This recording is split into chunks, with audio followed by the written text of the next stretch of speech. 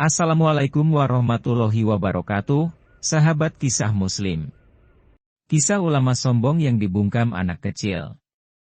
Dikisahkan ada seorang ulama yang memiliki ilmu luas tiada bandingnya namun sombong, namanya adalah Dahriyah. Ulama tersebut hidup pada masa Imam Abu Hanifah masih kecil sekitar usia 7 tahun pada masa itu. Ulama tersebut terkenal dengan luasnya pengetahuan, lebih khusus dalam bidang tauhid. Ulama lainnya tentu tidak mampu menandingi pengetahuan yang dimiliki olehnya. Dirinya merasa paling pintar yang menyebabkan tumbuh sifat sombong, sehingga ia berani berkata bahwa Allah itu tidak ada. Dan sayangnya ulama lain tak ada yang mampu membantahnya dalam sebuah perdebatan. Dalam sebuah perkumpulan ulama, Dahriyah, ulama sombong, itu pun tanpa ragu naik ke atas mimbar dan berkata, "Siapakah di antara kalian para ulama yang sanggup menjawab pertanyaanku?" Mendengar ucapan tersebut, majelis pun menjadi hening dan semuanya diam. Akan tetapi, Abu Hanifah berdiri dan bertanya, "Pertanyaan apa?" "Maka siapapun yang tahu, pasti akan menjawab pertanyaanmu."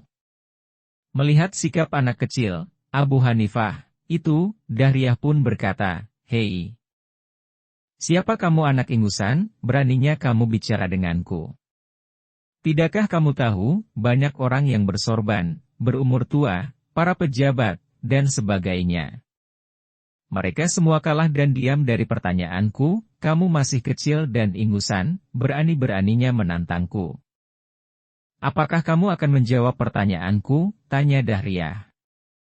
"Ya, saya akan menjawab pertanyaanmu dengan taufik Allah," jawab Abu Hanifah. Dahriyah pun akhirnya bertanya, "Apakah Allah itu ada?" "Iya, ada," jawab Abu Hanifah. "Di manakah dia?" tanya Dahriyah. "Dia? Tiada tempat bagi dia," jawab Abu Hanifah. Dahriyah bertanya, "Bagaimana mungkin disebut ada, sementara dia tidak bertempat?" "Dalilnya ada di badan kamu, yakni ruh. Kalau kamu percaya ruh ada, terus di manakah ruh itu?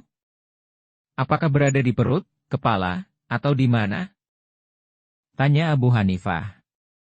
Mendengar jawaban tersebut, Dahriyah pun diam 1000 bahasa dengan muka malu.